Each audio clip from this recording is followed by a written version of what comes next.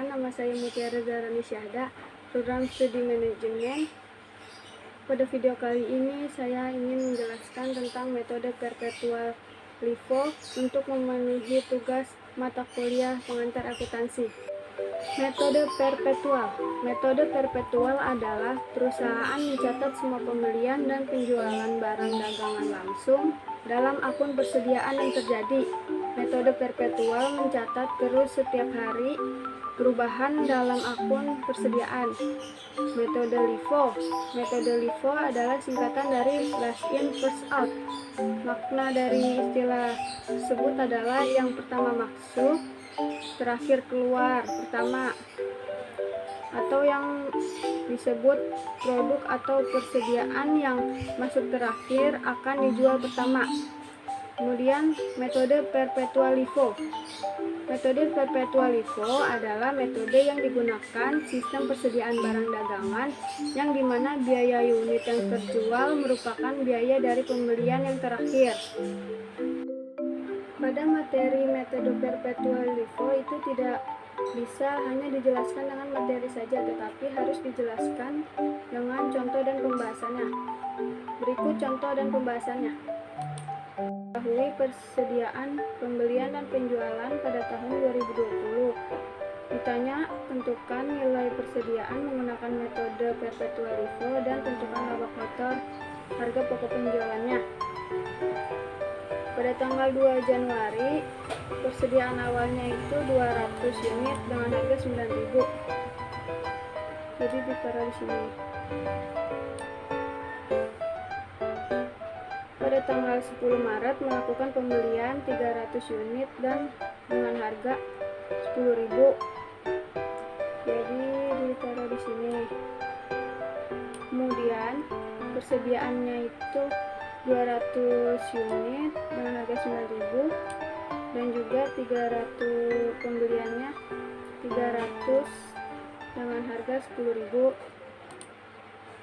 digabung. Kemudian pada tanggal 5 April dan 7 Mei melakukan penjualan dengan unit 200 dengan harga 5.000.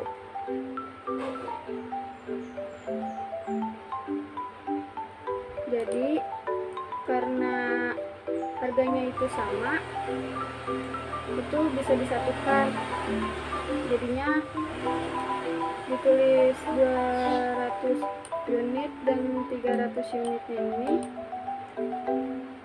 digabung, kemudian hasilnya itu dikurangin ya dari sini.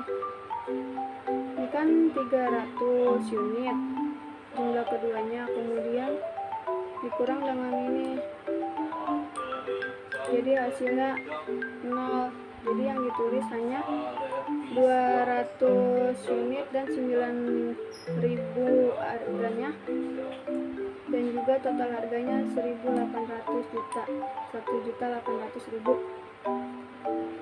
Pada tanggal 21 September melakukan pembelian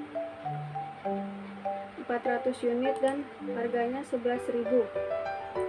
Itu ditaruh di pembelian. Kemudian ininya diturunkan. Kalau melakukan pembelian itu berarti persediaan yang ada di gudang itu bertambah. Jadinya 400 unit dengan harga 11.000 dengan total harga 4.400.000. Kemudian pada tanggal 18 November melakukan pembelian dengan 100 unit dengan harga 12.000.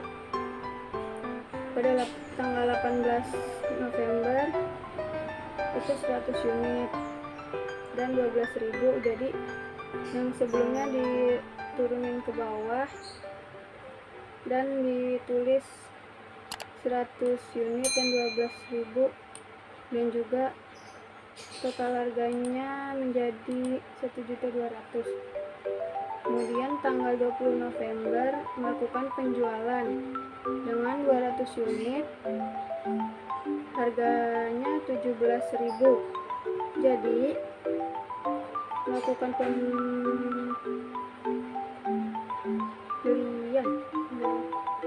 penjualan 100 unit yang tadi, jadi ini dikurangin dengan yang unit ini, dan juga kan hasil yang ini udah habis jadinya 0. Terus yang 100-nya lagi dikurang dengan 400 jadinya 200, ininya habis, yang 400 itu sisa 300, jadi unitnya sisa 200 unit dan 300 unit. Kemudian tanggal 10 Desember melakukan penjualan.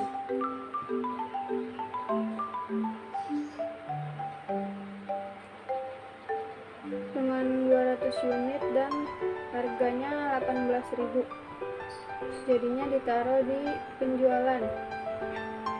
Penjualannya 200.000 dan 11.000, jadinya ini diturunkan 300 unitnya itu dikurang dengan 200 unit, jadi 200 unit dan 300 dikurang 200 jadi 100, dan ditulis harganya. Jadi total harga dari penjualan tahun 2020 itu yang dijumlahkan totalnya ada 2.900.000, penjualannya ada 7.500.000, pembeliannya ada 8.600.000. Ini persediaan awalnya 1.800.000 itu dari persediaan awal ini. Yang kedua ada pembeliannya itu 8.600.000, itu dari total harga pembelian ini. Tiga ada barang tersedia untuk dijual, itu ada totalnya 10.400.000,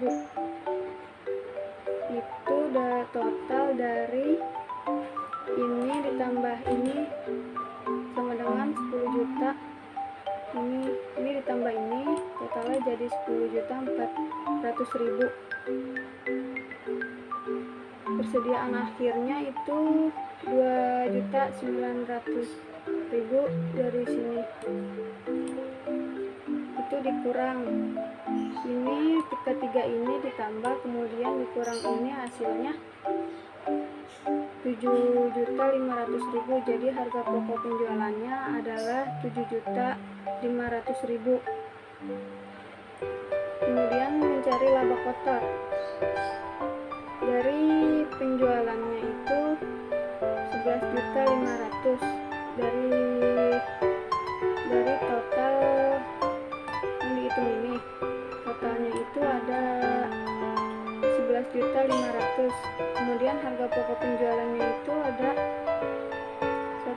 7.600.000, itu dari sini ditambah 100, jadi laba kotornya itu ada 3.900.000 dari